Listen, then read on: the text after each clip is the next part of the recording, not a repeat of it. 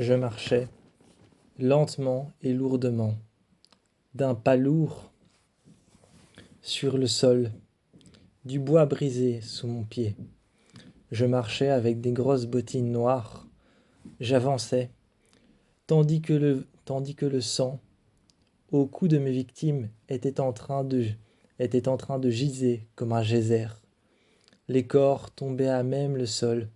Inertes, ils me regardaient avec leurs yeux blancs.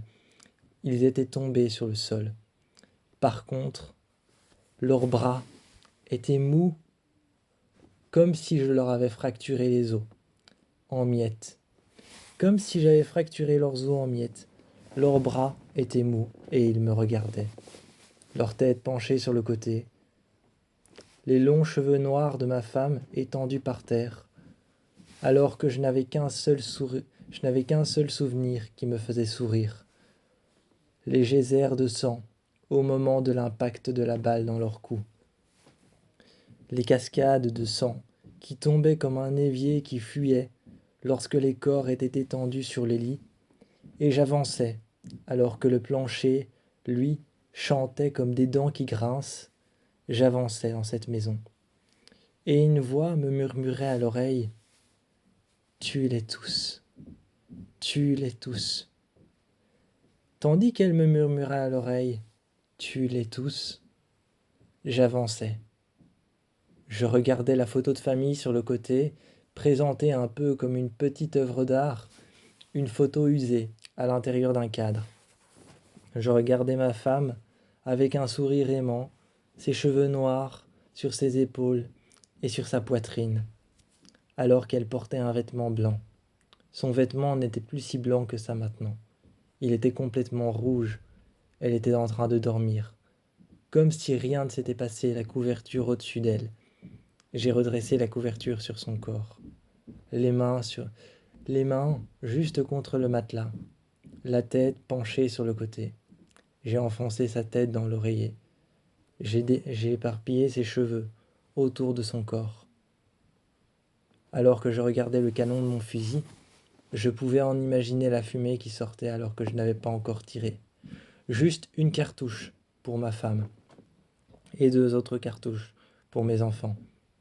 Alors que mes enfants étaient à mes pieds, par terre, bousculant leur corps pour qu'ils dégagent de ma vue et se mettent contre le mur. J'ai vu l'impact de balles et le sang couler. Le sang coulait comme un évier qui fuyait, comme une cascade. Il était dense, humide, mais pas comme de l'eau. Il était beaucoup plus dense, beaucoup plus compact. Et moi, je regardais les corps. Les garçons avaient un t-shirt blanc et une petite tenue blanche. Ils étaient tous les deux allongés par terre. Leurs cheveux courts, relevés vers l'arrière. Mon doux plaisir de sentir l'odeur de la cartouche qui tombait au sol, d'entendre le bruit de la douille qui tombait au sol, mais de sentir le bruit, de sentir la vibration du bruit quand je tire sur mon doigt, de sentir l'odeur que procure le fusil quand j'ai fini de tirer. Je recharge avec un fusil à plomb. Avec un fusil à plomb, je recharge et je regarde autour de moi. J'avance et la maison a l'air de me parler, de respirer. Je continue et je me dis, en poussant une porte, qui est-ce qui est en train de dormir derrière ? Ma grand-mère, en train de dormir paisiblement. Elle dort paisiblement dans un sommeil profond.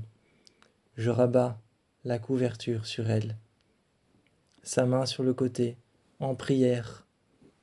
Je vois alors une icône religieuse posée sur la table de nuit.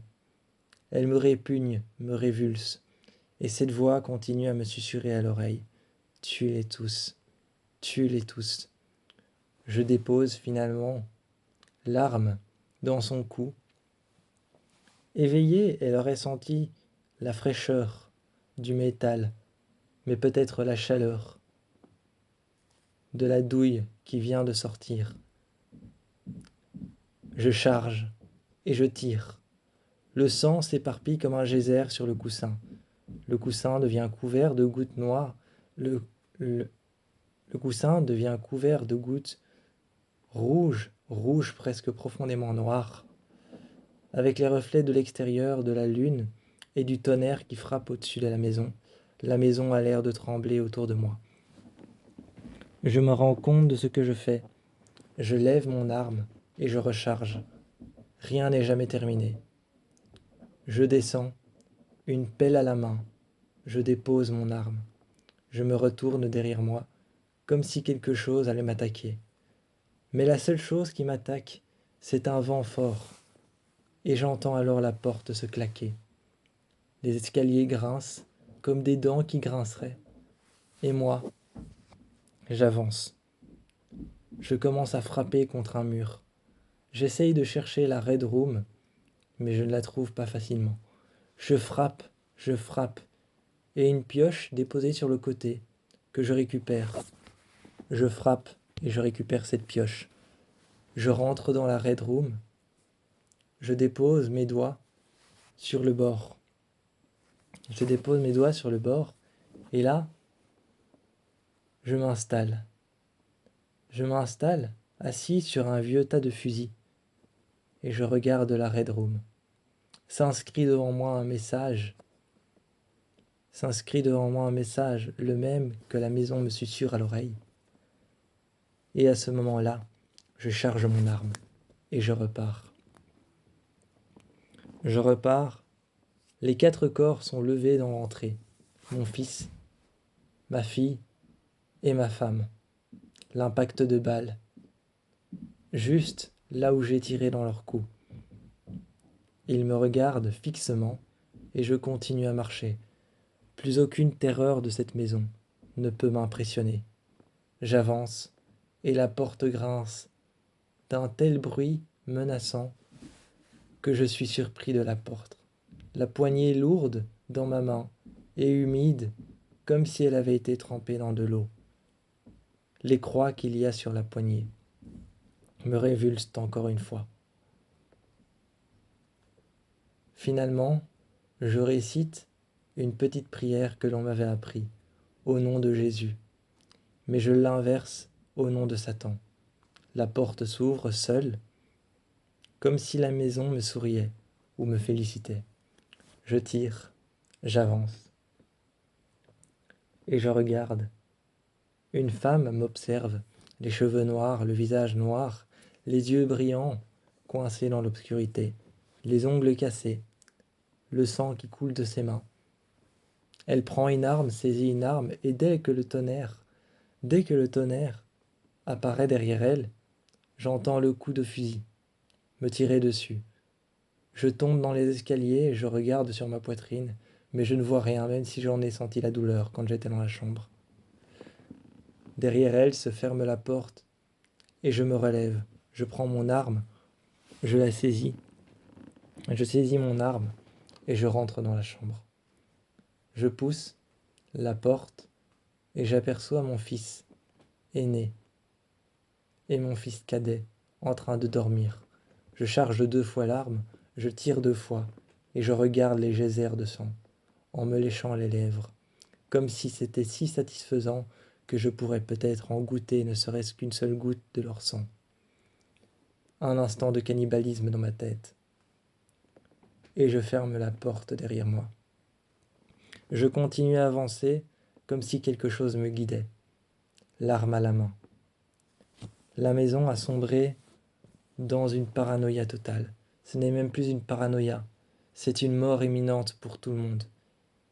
Mais je me pose une seule question, mais seule la maison a la réponse à cette question. Vais-je moi aussi souffrir de ce martyre? Vais-je moi aussi souffrir de cette souffrance, de cette punition, de cette exécution? À la fin, cette exécution sommaire, la retournerai-je contre moi?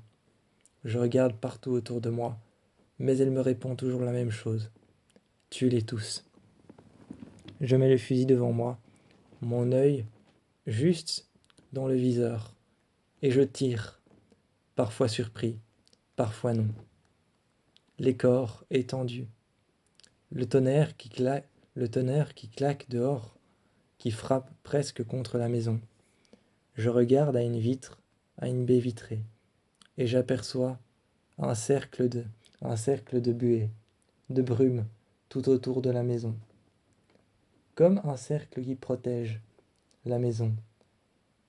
Je sors, je vais dehors. Une fois devant ce cercle, à l'extérieur, je prends une croix sur laquelle j'inscris « Madre ».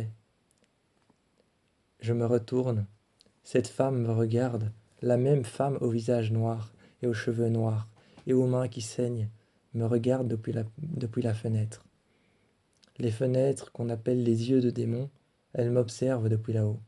La lumière orangeâtre, la lumière jaunâtre et les vieilles lampes. Elles me regardent et un moment j'entends une autre voix, plus légère, plus fine, me dire « fais-le » et inscrire une croix, Madre, juste en face de ce blizzard, juste en face de cette buée. J'inscris une autre croix pour mon fils, pour ma mère, et ensuite pour ma femme et mon fils un peu plus jeune et un peu plus âgé, ainsi que ma fille. Et la maison avait effectivement la réponse à ce qui allait m'arriver. Je ne me suis pas retourné l'arme contre moi. Je n'ai pas tiré, je ne suis pas mort. J'ai juste été condamné à errer avec l'esprit de cette femme, alors que je ne sais même pas qui elle est. La maison m'a convaincu de rester.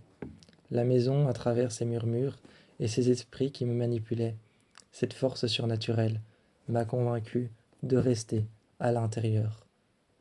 Avec la maison et les murs, les lits ornés de sang qui coule et de cadavres qui vont peut-être pourrir avec les années.